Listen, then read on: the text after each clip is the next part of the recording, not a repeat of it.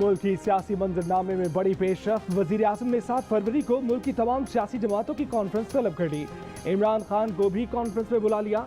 तमाम सियासी कायदीन को एक मेज पर बिठाने का फैसला। वजीर आजम ने कल पेशावर में होने वाली एपेक्स कमेटी के इजलास में भी PTI के 2 नुमाइंदों को शिरकत की दावत दे दी। इजलास में 30 जनवरी को पेशावर पुलिस लाइन्स की मस्जिद में होने वाले दहशतगर्दी के वाक़े पर गौर होगा। वफाकी वजीर अयाज सादिक ने इमरान खान के लिए वजीर आजम शहबाज शरीफ का पैगाम PTI रहनुमाओं असद कैसर और परवेज खटक को पहुंचा दिया। उनसे कहा कि सूबाई एपेक्स कमेटी के इजलास के लिए भी PTI के 2 रहनुमाओं के नाम दे दे।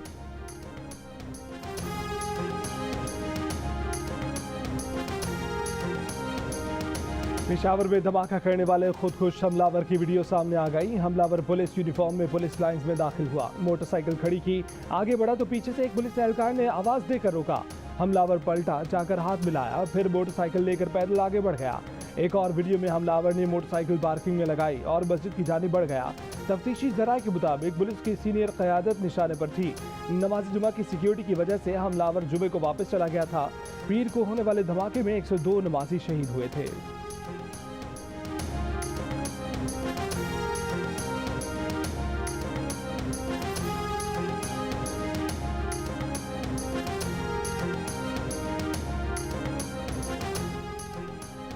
IMF ने ग्रेड 17 और उससे ऊपर के अफसरान और उनके घर वालों के असासे डिक्लेयर करने का मुतालबा कर दिया। पाकिस्तान से मुज़ाकरात में मुतालबात की नई फहरिस्त पेश कर दी। ज़राए के मुताबिक कानून नाफिज करने वाले इदारों के असासों तक रसाई के लिए गाइडलाइंस जारी की जाएंगी। स्टेट बैंक, एस्टेब्लिशमेंट डिवीजन और FBR मिलकर काम करेंगे। तकनीकी मुज़ाकरात में IMF का बिजली की तकसीम कार कंपनियों की कारकर्दगी पर अदम एतमाद, 100% बिल वसूली में नाकामी पर शदीद तहफ़्फ़ुज़ात, हुकूमत से वसूली यकीनी बनाने का मुतालबा, बिजली टैरिफ में सब्सिडी खत्म करने और सनती शोबे की टैरिफ सब्सिडी के खात्मे का मुतालबा भी कर दिया। IMF का कहना है कि 100% बिल वसूली और हुकूमती कंपनियों की कारकर्दगी बेहतर बनाए बगैर गर्दिशी कर्ज का खात्मा मुमकिन नहीं। इस्लामाबाद पुलिस के हाथों गिरफ्तारी के बाद शेख रशीद 2 रोजा जिस्मानी रिमांड पर पुलिस के हवाले। पुलिस ने दावा किया है कि गिरफ्तारी के वक्त शेख रशीद नशे की हालत में थे। उनके घर से महंगे ब्रांड की शराब, M4 राइफल, क्लाशनकोव और ऑटोमेटिक गन भी बरामद की गई। गिरफ्तारी पर शेख रशीद ने राना सनाउल्लाह और आसिफ जरदारी पर इल्जामात की बौछार कर दी, गालियां भी दी। शेख रशीद ने आसिफ जरदारी पर दहशतगर्दों को इमरान खान के कत्ल का टास्क देने का इल्जाम आयद किया था। गिरफ्तारी के बाद शेख रशीद ने मेडिकल करवाने और यूरिन टेस्ट देने से इनकार किया। यूरिन टेस्ट से जिस्म में अल्कोहल होने या ना होने का पता चल जाता है। बाद में शेख रशीद की यूरिन टेस्ट समेत दीगर टेस्ट किए गए। जिस्मानी रिमांड के बाद मीडिया से गुफ्तगू में शेख रशीद ने भूख हड़ताल का ऐलान कर दिया। कहा कि उनसे पूछा जा रहा है कि इमरान खान ने तुमसे क्या इन्फॉर्मेशन शेयर की। चेयरमैन PTI इमरान खान की जानिब से शेख रशीद की गिरफ्तारी की मजम्मत। कहा कि ऐसी मुतासिब निगरान हुकूमत तारीख में पहले कभी मुसल्लत नहीं हुई।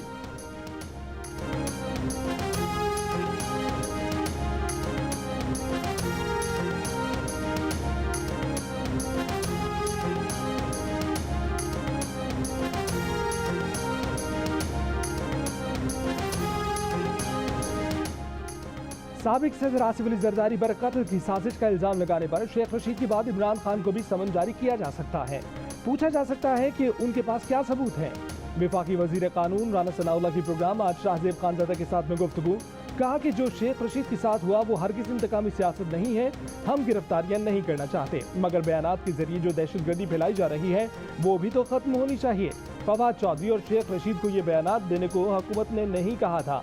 फवाद चौधरी के मुंह पर कपड़ा डालकर अदालत लाने के मामले की इंक्वायरी कर रहे हैं। ऐसा करना हुकूमती पॉलिसी नहीं थी।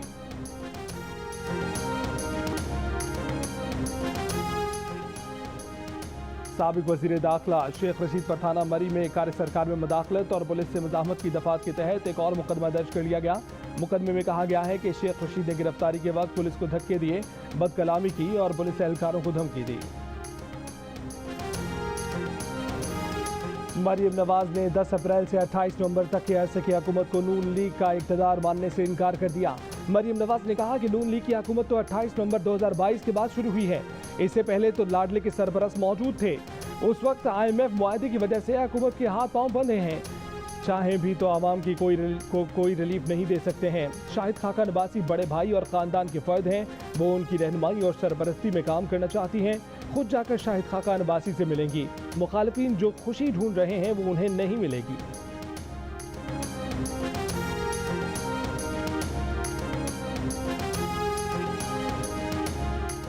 पीटीआई की ममनुआ फंडिंग केस में इलेक्शन कमीशन के फैसले के खिलाफ दरखास्त मुस्तरद। इस्लामाबाद हाई कोर्ट ने लिखा कि पीटीआई को जो शो कॉज मिला उसका जवाब दे। अदालत समझती है कि इलेक्शन कमीशन और हुकूमत पीटीआई और उसके चेयरमैन के हकूक की खिलाफवर्जी नहीं करेगी। फिर भी अगर शो कॉज की कार्रवाई खत्म होने पर पीटीआई को लगे कि वो मुतासिर हैं तो दोबारा अदालत से रुजू कर ले। फिलहाल अदालत फैक्ट फाइंडिंग रिपोर्ट का जायजा लेने से इत्तफाक नहीं करती।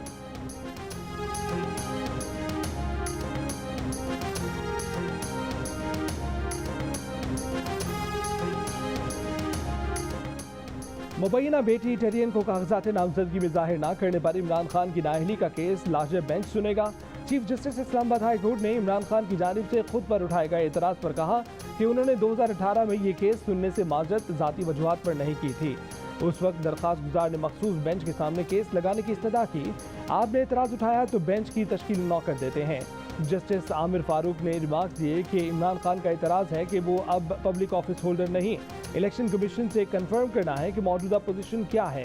समाअत 9 फरवरी तक मुलतवी। इमरान खान ने तहरीरी जवाब में टेरियन की बेटी होने या ना होने पर कोई मौक़िफ़ नहीं दिया।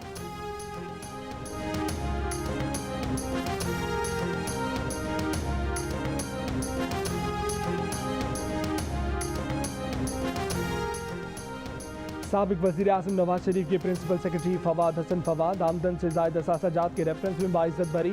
एहतसाब अदालत लाहौर ने फैसला सुना दिया। फवाद हसन फवाद और उनके घर वालों की बरियत की दरख्वास्तें मंजूर कर लीं। फवाद हसन फवाद और उनके अहल खाना ने मैरिड पर बरियत की दरख्वास्त दायर की थी।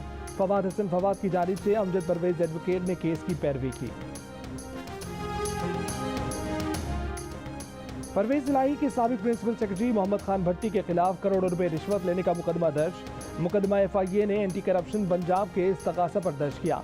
मुकदमे में साबिक एक्सियन हाईवे राना इकबाल समेत 8 अफराद नामजद। FIR में मुल्जिमान पर करोड़ों रुपए रिश्वत के एवज पोस्टिंग्स देने का इल्जाम है। मुकदमे में मनी लॉन्ड्रिंग एक्ट की दफात भी शामिल हैं।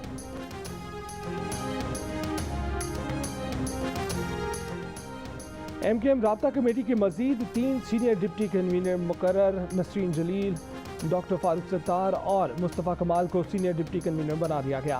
अनीस कायम खानी को डिप्टी कन्वीनर मुकर्रर करने का फैसला।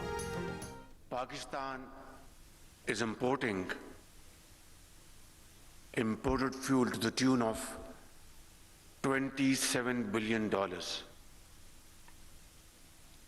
an amount we can hardly afford to finance our expensive imports. Pakistan के लिए 27 अरब डॉलर का ईंधन दरामद करना बहुत मुश्किल होता है। सस्ते ईंधन की ज़रूरत है। उम्मीद है कि दोस्त मुल्क चीन फी मेगावाट की कीमत कम करेगा।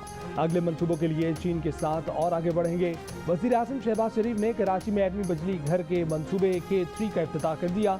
वज़ीर आज़म ने चीनी सरमायाकारों को दावत दी कि अगर हम कीमतों के फार्मूले और अहम शराइत व ज़वाबित पर मुत्तफिक हो जाएं तो कल ही लेटर ऑफ इंटेंट पर दस्तखत कर सकते हैं। अगर आप $2 मिलियन फी मेगावाट की कीमत पर मुत्तफिक हैं तो हम अभी मुआहिदे पर दस्तखत कर सकते हैं।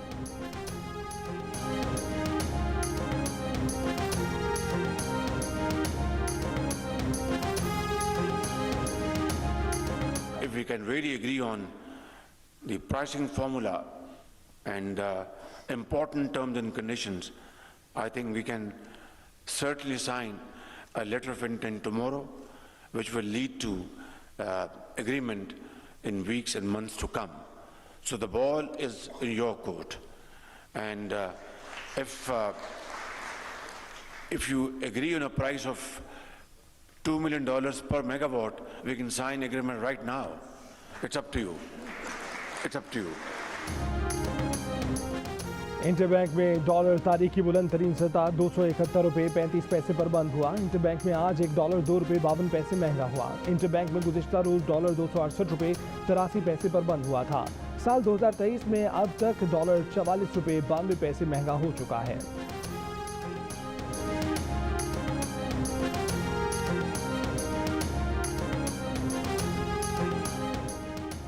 डॉलर के मुकाबले में रुपए की कदर में मुसलसल कमी से टेलीकॉम की सनत के लिए काम करना मुश्किल हो रहा है। पाकिस्तान में टेलीकॉम कंपनियों के सरबराहान का शिकवा, कहा कि लाइसेंस तजदीद की फीस और किस्तों पर सूद की अदायगी अमरीकी डॉलर से जुड़ी है। पिछले साल लाइसेंस तजदीद के लिए 44.5 अरब रुपए अदा किए। इस साल सिर्फ 10% किस्त की अदायगी $13 अरब है। मैं सिर्फ ये कहता हूँ इदारों से आपने ये नवाज शरीफ, जरदारी, फजलुर रहमान का इतना बोझ ना उठाएं कि आपकी कमर ही उसमें जो है उसमें दोरी हो जाए। मरियम नवाज जो थी वो जब से स्विट्ज़रलैंड से सर्जरी करा के आई हैं, मेरा तो उनको मशवरा था कि किसी नफ्सियाती डॉक्टर से अपना इलाज भी करवा लेती, साइकेट्रिक इलाज भी उनका हो जाता तो ज़रा शायद बेहतर बातें होती। इदारों से कहता हूँ जरदारी, नवाज शरीफ और फजलुर रहमान का इतना बोझ न उठाएं कि आपकी कमर दोहरी हो जाए। तहरीक इंसाफ के फवाद चौधरी की प्रेस कॉन्फ्रेंस, कहा कि ना इनसे मुल्क मैनेज हो रहा है और ना इमरान खान। सिलेक्टेड साबिक वज़ीर आज़म को कुछ हो जाए तो ये सीधा सीधा इल्ज़ाम हमारी क़यादत के ऊपर आ जाएगा। इल्ज़ाम को झूठा साबित करना हमारे लिए बहुत ज़रूरी है। इसको आप पॉलिटिकल विक्टिमाइजेशन नहीं कह सकते हैं। शेख रशीद ने गिरफ्तार होने के बाद जो मजीद बकवास की है, उस बकवास के ऊपर भी कार्रवाई बनती है। एक साबिक सदर पाकिस्तान पर, एक पार्टी के सरबराह पर आप किसी को कत्ल करने का इल्ज़ाम लगा रहे हैं, झूठा इल्ज़ाम लगा रहे हैं, और आप कह रहे हैं हमसे कोई ना पूछे, तो आपको तो परेशानी नहीं होना चाहिए। आप जाएंगे एक आध दिन में आपकी जमानत हो जाएगी। भले आपके पास से गैर कानूनी जो है वो असला निकले, आपके पास से शराब निकले, आपके पास से जो चीज़ निकले, कोई बात नहीं, आपको जमानत मिल जाएगी। इमरान खान को पता है कि अगर जरदारी पर इल्ज़ाम नहीं लगाएगा तो आसिफ जरदारी उसकी सियासत को खा जाएगा। पीपल्स पार्टी के सईद गनी की प्रेस कॉन्फ्रेंस, कहा कि इमरान खान के लगाए गए इल्ज़ामात की तहकीकात होनी चाहिए। अगर इमरान खान को कुछ हो जाए तो पीपल्स पार्टी की क़यादत पर इल्ज़ाम आएगा। ये भी कहा कि शेख रशीद ने आसिफ जरदारी पर इतना संगीन इल्ज़ाम लगाया है तो उसका सबूत तो देना पड़ेगा।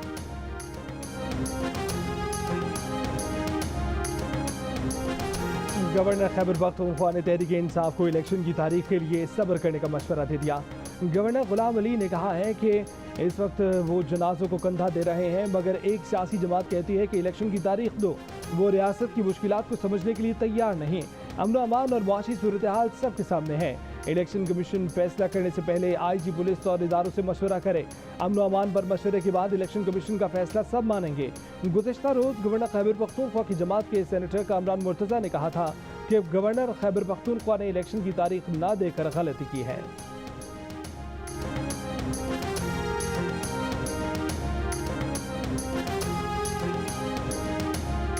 खैबर पख्तूनख्वा गवर्नर हमारा साथी है, तो उसमें खैबर पख्तूनख्वा में चूंकि उन्होंने असम्बली तोड़ी थी तो उनको 105वीं उसकी रिक्वायरमेंट पूरी उसी वक्त कर देनी चाहिए थी। शायद उनको प्रॉपरली एडवाइस नहीं किया गया। हम इस पे कमिटेड हैं कि ये 90 डेज में इलेक्शन हो। कोहाट में इंडस हाईवे पर टनल के करीब वैन और ट्रेलर में टक्कर, 17 अफराद जाँ बहक, एक जख्मी। पेशावर धमाके से मुतल्लिक कयास सराइयों और पुलिस एहतजाज पर IG खैबर पख्तूनख्वा बरहम। सिक्योरिटी में कोताही का भी एतराफ़, बोले कि किसी ने कहा बारूदी मवाद रखा गया, किसी ने उसे ड्रोन हमला करार दिया। हर कोई साइंसदान बना हुआ है। लड़ने के लिए तैयार होने वाले एहलकारों को एहतजाज पर लगा दिया गया। गुमराह लोगों ने एजेंडे के तहत बेचैनी की बातें फैलाई। अपने बच्चों को गुमराह करना और सड़कों पर लाना किसी सूरत बर्दाश्त नहीं कर सकते। लाशों पर सियासत करना बंद कर दें। मौज़म जान अंसारी ने बताया कि खुदकुश बमबार मोटरसाइकिल पर पुलिस वर्दी में पुलिस लाइन से आया, हेलमेट और मास्क पहना हुआ था। हवलदार से मस्जिद का रास्ता पूछा। पुलिस वालों ने पेटी बंद भाई समझकर तलाशी नहीं ली। मस्जिद के हॉल में कोई सतून नहीं, छत दीवार पर खड़ी थी। ज्यादातर लोग खुदकुश हमले से नहीं, छत गिरने से शहीद हुए। दहशतगर्द नेटवर्क के करीब हैं। धमाके की मास्टरमाइंड को ढूंढना और कानून के दायरे में लाना तरजीह है। कुछ लोगों को हिरासत में ले लिया गया है। तहरीक इंसाफ का सदर मुमलिकत को खत लिखा कि बतौर सदर सियासत में इंटेलिजेंस एजेंसीज और मुक़्तदार के किरदार का नोटिस लें। इमरान खान ने अपने ख़त में गवर्नर खैबर पख्तूनख्वा के 27 जनवरी के बयान का हवाला दिया और कहा कि गवर्नर KP का मौक़िफ़ है, वो सूबाई असम्बली के इंतखाब की तारीख का तयन नहीं कर सकता। गवर्नर के मुताबिक ये काम इंटेलिजेंस एजेंसीज और इस्टेब्लिशमेंट को करना है। तहरीक इंसाफ के 43 साबिक अरकान कौमी असम्बली का इस्तीफे मंजूर करने का इक़दाम लाहौर हाई कोर्ट में चैलेंज। स्पीकर और इलेक्शन कमीशन की नोटिफिकेशन का लज़म करार देने की इस्तदा। दरख्वास्त में मौक़िफ़ इख्तियार किया गया है कि 43 अरकान ने 23 जनवरी को स्पीकर को इस्तीफे वापस लेने का लेटर लिख दिया था। स्पीकर ने इस्तीफे मंजूर करने से कबल आइन के तहत इंक्वायरी नहीं की।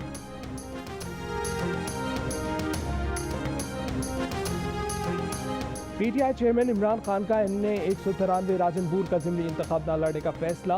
कागजात नामजदगी वापस ले लिए। तहरीक इंसाफ के टिकट पर साबिक वजीर मोहसिन लगारी उम्मीदवार होंगे। MN 193 में ज़िमनी इंतखाब 26 फरवरी को होगा। ये नशिस्त PTI के MNA सरदार जाफर लगारी के इंतकाल के बायस खाली हुई थी।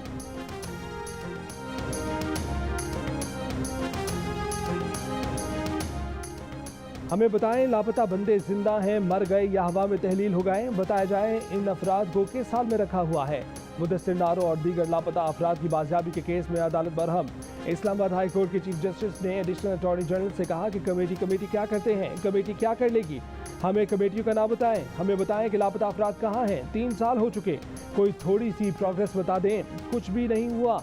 जस्टिस मियागुल हसन औरंगजेब ने कहा है कि जो काम ना करना हो उस पर कमेटी बता दी जाती है। कमेटी पार्लियामेंट के कमरे में बैठकर चाय पीकर कह देगी कि बहुत बुरा हुआ।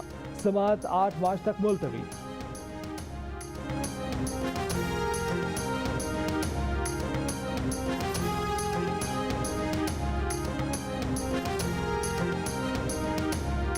कराची में ट्रैफिक पुलिस के DSP से खातून की बदतमीजी, धक्के दिए, थप्पड़ मारे, स्टिक छीनने की कोशिश की।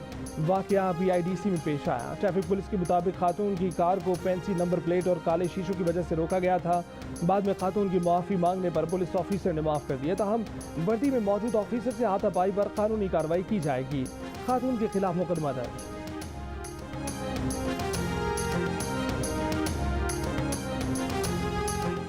कच्चे में डाकुओं के पास हमसे ज़्यादा जदीद हथियार हैं, जबकि जब तक जदीद हथियार नहीं मिलते तब तक शहादतें होती रहेंगी। घोटकी, शिकारपुर, कश्मीर और सक्खर के कच्चे के इलाकों में डाकुओं के खिलाफ ऑपरेशन मुश्किल है। SSP घोटकी तनवीर हुसैन सुन्नियों का Sindh high court circuit bench में एतराफ़, कहा कि डाकुओं के खिलाफ ऑपरेशन के लिए ड्रोन की ज़रूरत है।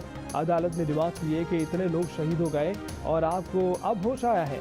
SSP सक्खर सिंगार मलिक ने अदालत को बताया कि पुलिस की नौकरी थानों पर नहीं, लोगों की सिक्योरिटी पर ज़्यादा है। अब पुलिस सिर्फ क्राइम रोकने वाला इदारा नहीं बल्कि सिक्योरिटी फराहम करने वाली एजेंसी बन चुकी है। लाड़काना में सिलाजदगान के लिए गैर मुल्की इमदाद चावल मुबैना तौर पर गोदाम पर फरोख्त। जिले इंतजामिया ने गोदाम सील करके चावल की 1000 बोरियां तहवील में ले ली। बाजार में शहरियों ने गोदाम की निशानदही की थी।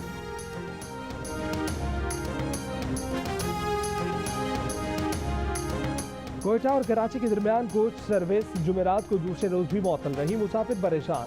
कोचेज यूनियन के मुताबिक पेट्रोलियम मसनूआत की कीमतों में इजाफे और कोस्ट गार्ड के मुबैना रवैये के खिलाफ कोच सर्विस बंद की है।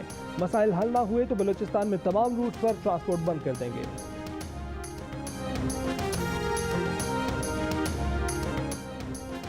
शादी हॉल ने 300 मेहमानों की दावत में जबरदस्ती 500 मेहमानों के हिसाब से रकम वसूल की। शहरी कंज्यूमर कोर्ट पहुंच गया। अदालत ने शादी हॉल के मालिक को 2 लाख रुपए जुर्माना आयद कर दिया।